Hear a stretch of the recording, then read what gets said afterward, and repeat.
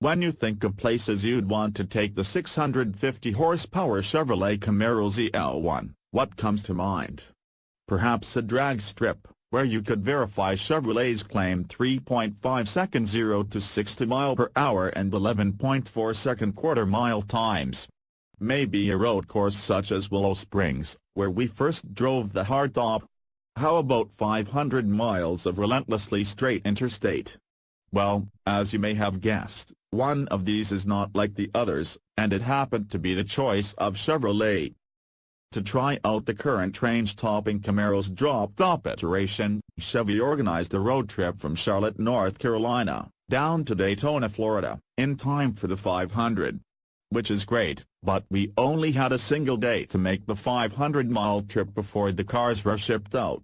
That meant we didn't really have time to, in the words of Chevrolet's marketing department, find new roads.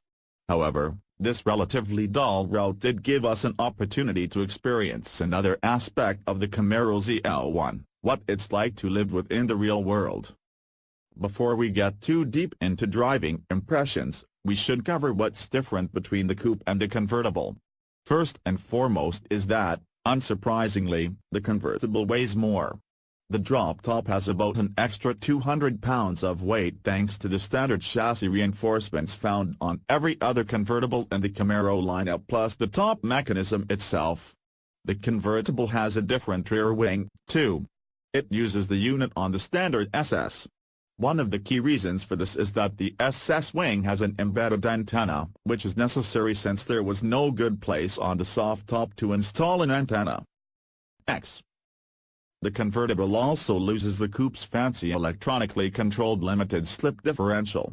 Instead it makes do with a mechanical unit.